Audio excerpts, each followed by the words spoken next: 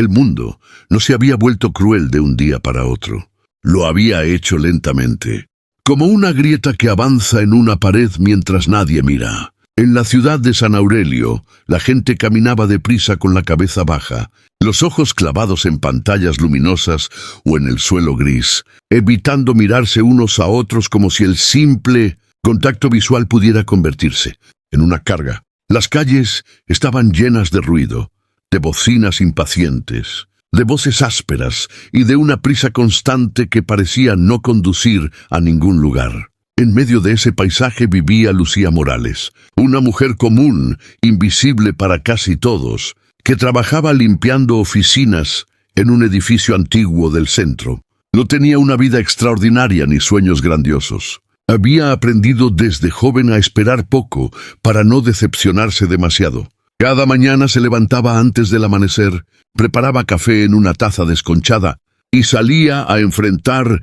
el frío o el calor con la misma resignación silenciosa. Sin embargo, dentro de ella sobrevivía algo frágil y persistente, una forma de ternura que el mundo no había logrado arrancarle del todo. Lucía había crecido en un barrio humilde, donde la bondad era una moneda escasa pero valiosa. Su madre solía decirle que ayudar a otros no hacía la vida más fácil, pero sí la hacía más digna. Aquellas palabras habían echado raíces profundas, incluso cuando la vida se empeñó en demostrarle lo contrario. A los 37 años, Lucía estaba sola. Su padre había muerto hacía tiempo. Su madre la había seguido poco después, y las amistades se habían ido diluyendo entre obligaciones, cansancio y silencios largos. La ciudad no ofrecía consuelo, solo oportunidades para endurecerse, para aprender a no sentir demasiado. Aún así, cada noche, al regresar a su pequeño apartamento, Lucía dejaba una migaja de pan en el alféizar de la ventana para los pájaros, aunque sabía que nadie la vería hacerlo. Una tarde lluviosa de otoño, cuando el cielo parecía derrumbarse sobre los edificios, Lucía terminó su turno más tarde de lo habitual. El cansancio le pesaba en los hombros y en el ánimo, y solo deseaba llegar a casa, quitarse los zapatos mojados y dormir. Caminaba rápido por una calle estrecha cuando escuchó un gemido apagado, casi imperceptible entre el ruido de la lluvia. Dudó. En San Aurelio, detenerse era casi un acto de rebeldía. Nadie quería involucrarse, nadie quería problemas. Apretó el paso, pero algo dentro de ella se resistió. El sonido volvió a escucharse, más claro esta vez, y Lucía se detuvo bajo un farol parpadeante. Miró alrededor y vio, encogido junto a una pared, a un hombre mayor, empapado, con la ropa sucia y los ojos llenos de miedo. Temblaba, no solo por el frío, sino por algo más profundo, una vulnerabilidad que parecía gritar sin palabras. Durante unos segundos, Lucía sintió el peso de todas las razones para seguir caminando.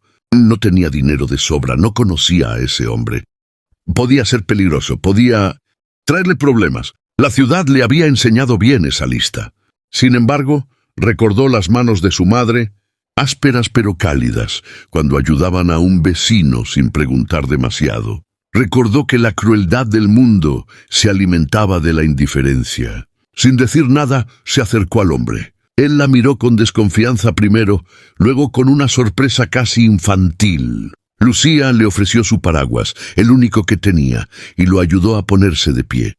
Sus manos temblaban mientras lo hacía, no de miedo, sino de la conciencia de estar cruzando una línea invisible que la mayoría prefería no ver. El hombre se llamaba Ernesto. Hablaba poco y con dificultad, como si cada palabra le costara un esfuerzo enorme. Lucía descubrió que llevaba días sin comer bien, que había perdido su trabajo y su casa casi al mismo tiempo, y que la ciudad lo había devorado con la misma rapidez con la que ignoraba su caída. Sin pensarlo demasiado, Lucía lo llevó a un pequeño café que aún estaba abierto.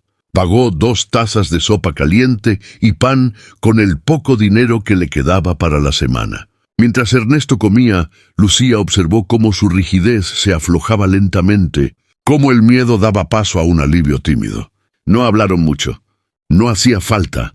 A veces, la presencia silenciosa es la forma más pura de compañía. Cuando se despidieron, Lucía le dio el paraguas y un papel con la dirección de un refugio que conocía por haberlo limpiado alguna vez. Ernesto tomó el papel con cuidado, como si fuera algo frágil y valioso, y le agradeció con una voz quebrada que se quedó flotando en el aire húmedo. Lucía caminó el resto del camino bajo la lluvia, empapada, con los zapatos pesados y el cuerpo cansado, pero con una sensación extraña y luminosa en el pecho. No era felicidad, era algo más silencioso, más firme, como si hubiera recordado quién era en un mundo que insistía en decirle quién debía ser. Los días siguientes, la vida continuó con su rutina implacable. Nadie en el trabajo notó nada diferente en Lucía. Nadie le preguntó por qué tenía ojeras más marcadas o por qué sonreía apenas un poco más. La ciudad siguió siendo dura, indiferente, apresurada. Sin embargo, algo había cambiado. Lucía comenzó a notar pequeños detalles. Una anciana luchando con bolsas pesadas, un niño llorando solo en una parada de autobús, un compañero de trabajo que parecía más cansado de lo habitual. No siempre podía ayudar, pero cuando podía, lo hacía. No grandes gestos, no actos heroicos, solo pequeñas decisiones que iban en contra de la corriente. Cada una de ellas era una forma de resistencia silenciosa. Un día, al salir del trabajo, Lucía volvió a pasar por la calle estrecha donde había encontrado a Ernesto. Miró alrededor sin saber exactamente qué esperaba encontrar. No lo vio, y una punzada de preocupación la atravesó, pero también entendió que no todo acto de bondad tenía un desenlace visible. A veces, lo importante no era saber qué había pasado después, sino haber hecho algo cuando importaba.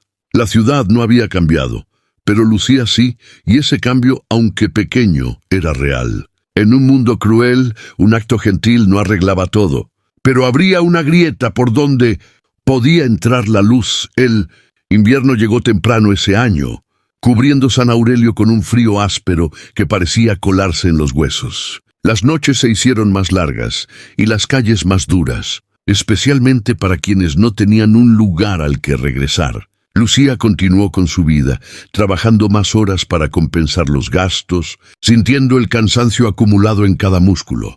A veces se preguntaba si su gentileza tenía algún sentido, si no era simplemente una forma de hacerse daño en un mundo que no recompensaba ese tipo de cosas. Hubo días en los que nadie respondió a sus sonrisas, en los que ayudar solo parecía abrir la puerta a nuevas exigencias o a la indiferencia. Sin embargo, incluso en esos momentos, algo dentro de ella se negaba a apagarse del todo. Una mañana, al llegar al edificio donde trabajaba, Lucía encontró un alboroto inusual en la entrada. Varias personas hablaban en voz baja con expresiones tensas. Preguntó qué pasaba y alguien le explicó que un hombre había sido encontrado inconsciente en la puerta durante la noche. Una ambulancia se lo había llevado hacía poco. Lucía sintió un nudo en el estómago sin saber por qué. Durante el resto del día, trabajó con una inquietud constante, como si una sombra la siguiera de un pasillo a otro. Al terminar su turno, decidió pasar por el refugio cuyo papel le había dado a Ernesto meses atrás. No sabía qué esperaba, solo que sentía la necesidad de hacerlo. El refugio estaba lleno, como siempre, pero una trabajadora social la reconoció. Lucía había limpiado allí en varias ocasiones y había intercambiado palabras amables con el personal. Con cierta timidez, preguntó si conocían a un hombre llamado Ernesto. La mujer frunció el ceño un instante, luego asintió lentamente. Le contó que Ernesto había llegado una noche lluviosa con un paraguas viejo y un papel arrugado, que había pasado semanas allí recuperándose poco a poco, y que recientemente había conseguido un trabajo temporal en un taller cercano. Lucía sintió cómo la tensión se aflojaba en su pecho, reemplazada por una emoción cálida y abrumadora. No era orgullo ni alivio del todo. Era la certeza de que su pequeño gesto había tenido consecuencias, más allá de lo que podía ver. Esa noche, al salir del refugio, Lucía caminó por la ciudad con una percepción distinta. La crueldad seguía ahí, evidente en cada esquina, pero también lo estaban las pequeñas luchas silenciosas, las historias que nadie contaba. Comprendió que la bondad no era un acto único, ni una solución mágica. Era una elección diaria, a menudo incómoda, casi siempre invisible. No cambiaba el mundo de golpe, pero cambiaba el rumbo de una vida, a veces dos, a veces más, de formas imposibles de medir. En un mundo cruel, la gentileza era un acto de valentía. Semanas después, Lucía volvió a encontrarse con Ernesto por casualidad. Él estaba saliendo del taller, con las manos manchadas de grasa y una sonrisa tímida que se iluminó al verla. Se saludaron como viejos conocidos, aunque apenas habían compartido unas horas aquella noche de lluvia. Hablaron un poco, lo suficiente para ponerse al día. Ernesto le contó que no todo era fácil, que todavía había días duros, pero que había recuperado algo que creía perdido: la confianza en las personas. Lucía escuchó en silencio, sintiendo que las palabras llenaban un espacio que ni siquiera sabía que estaba vacío. Antes de despedirse, Ernesto le devolvió el paraguas, reparado, limpio, como nuevo. Lucía lo aceptó con los ojos brillantes, consciente de que ese objeto sencillo era ahora un símbolo de algo mucho más grande. La vida de Lucía no se transformó en un cuento perfecto. Siguió trabajando duro, siguió enfrentando decepciones y soledades, pero algo fundamental había cambiado. Ya no se sentía tan pequeña ni tan impotente frente a la crueldad del mundo. Había aprendido que la gentileza no necesitaba aplausos ni garantías. Bastaba con existir. Cada pequeño acto era una forma de decir que el mundo podía ser distinto, aunque fuera solo por un instante. Y en esos instantes, la vida encontraba un sentido silencioso y profundo.